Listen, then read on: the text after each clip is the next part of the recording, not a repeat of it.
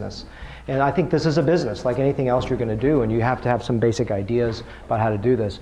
I always say you have to be passionate about what you do. If this bores you to death, don't do it. You're going to do a disservice to yourself, you're going to do a disservice to your patients, and you're not going to enjoy life. So you want to enjoy life. So I like this quote. Steve Jobs says, "You've got to find what you love. Your work is going to fill a large part of your life. And the only way to be truly satisfied is do what you believe is great work. And the only way to do great work is to love what you do. If you haven't found it yet, keep looking, don't settle," by Steve Jobs. So you have to have a vision first. Your vision is about where you want to be in a year, where you want to be in 5 years, where you want to be in 10 years. Outline it down. And if you said, "I have no idea what I want to do," there's an exercise called the hot pen exercise where you sit down and you just write everything. And sometimes what you do is you don't write about your personal, your professional, you write everything down, just where you see yourself in 5 or 10 years. And it crystallizes for you where you want to be. And that's a very helpful thing. You shouldn't do it with a computer and a keyboard. You should just write it by hand. There's something very, very effective with that. Energy, which I have very little left after this week, and there was a great photograph of me passed out with jet lag. Pam took it of me. Brilliant photograph, by the way, very well composed. The energy is so important because you have only so many hours in a day. You only have so much time that you can dedicate to certain things, and the more you spread yourself thin, the less you can be effective. So a lot of times you look at hair transplant as another profit center, another way to make money, and it is. It's a fantastic one.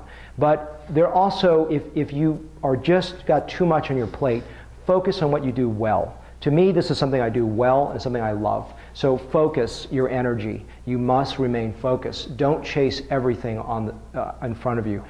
What I remember, I think it was Jim Collins that said, you know, what's going to define your business is not what you choose, but what you choose not to do. So a lot of times what's powerful is saying no. And the more mature you get, the more you say no to many things in your life. Almost everything. I say no to a lot of things.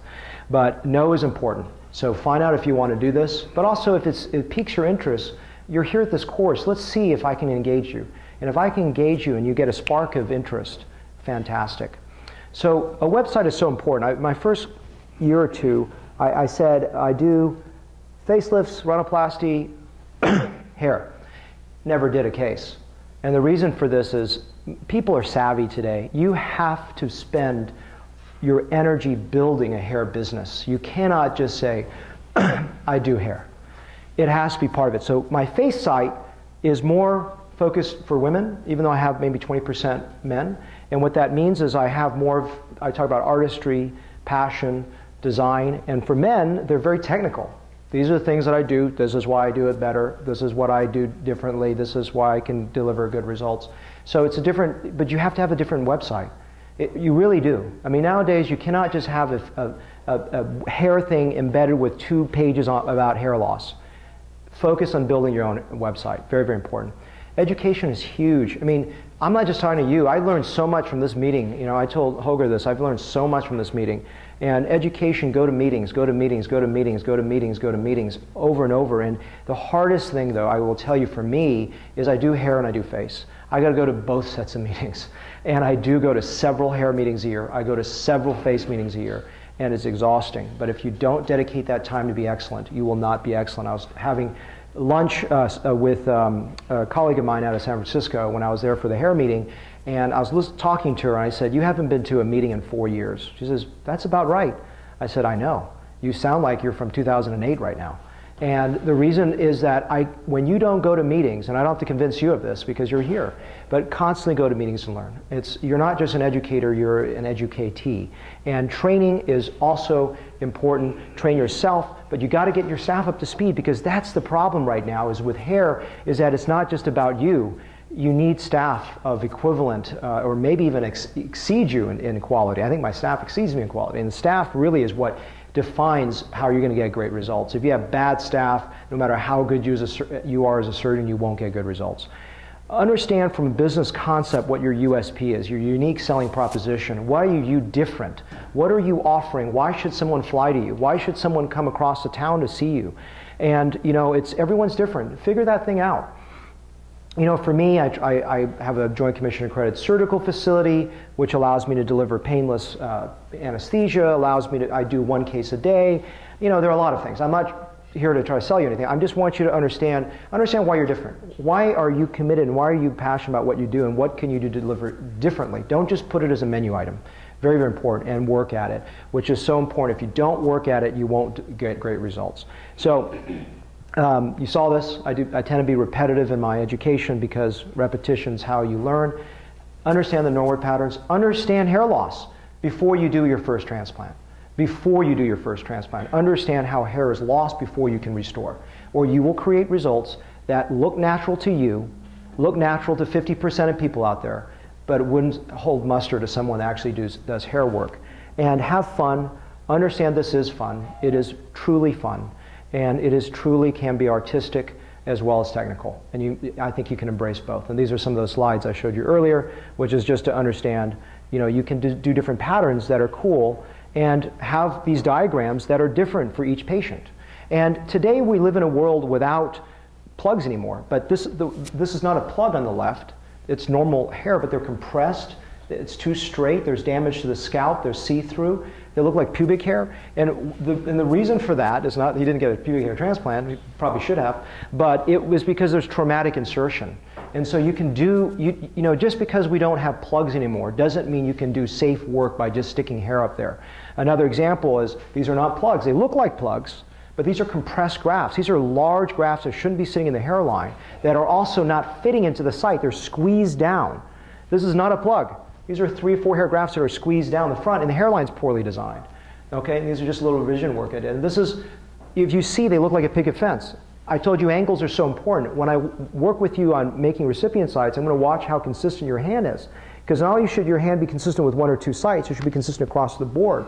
The sites must be low. If they're not low, they look like a picket fence. They don't look good, and there's no density. So the driving force of what a hair transplant is not just stick hair up there.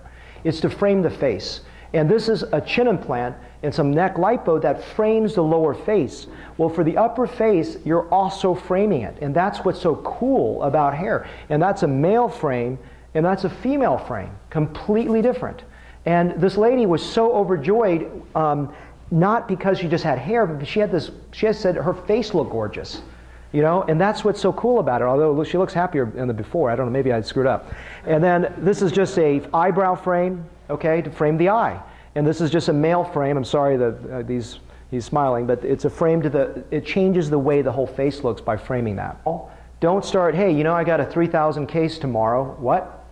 I had a student of mine call me it was a previous St. Louis student. He says, hey, Sam, I'm doing my case. I've been working for a year now. I'm doing 500 graft cases, and I've got this really difficult, weird case I want to send to you. I said, great, that's great. He knows his limitations. Start small, build from it. Don't get arrogant, because it's oftentimes not your ability. I can make another 1,000 sites, but can your staff dissect that well and place it? Your rate limiting factor most likely is your staff. It's not you. You can make more sites. You can take a bigger strip, but can your staff keep up with you? That's your limiting factor, and that's where you got to train to bring them up to speed. So very proud of Amina, who works with me. She's been doing this 23 years. She's been with me for a decade now. And she is actually in Europe traveling for a 10-year celebration to be with me, and she's fantastic. And so I don't make no money on her book, but she's got some really good basic training of how to bring someone up to speed. And we do this in St. Louis, and I make no money on St. Louis. So I just want to disclose this is not about money. This is about learning how to do things. And this is her book about how to train someone. Phase 1 means starting not with a live patient, but starting with inanimate things and then building from there. Cross-training, for me, the reason I can sustain a full staff from the very beginning is I've cross-trained them from working with doing things like MA work, RN work, whatever it may be, and then bringing them on board to do hair so they can do both. And that's what's so fluid. If I don't have a hair week, they're doing other things. If I got a busy hair week, they're not doing other things. And this is in the book that just came out. Dr. Farjo has been kind of to put this in there. I do make some money on, not much, but I do make a little bit. And this one's about, I don't know, about 20 chapters on just business development, because I don't think there's any book on hair that talks about how to develop your business. And this is really focused on that. So again, I know it's getting old, but seriously, my goal is to have you get excited about hair. I'm going to do the next talk. I got it here. Stefan, I got it.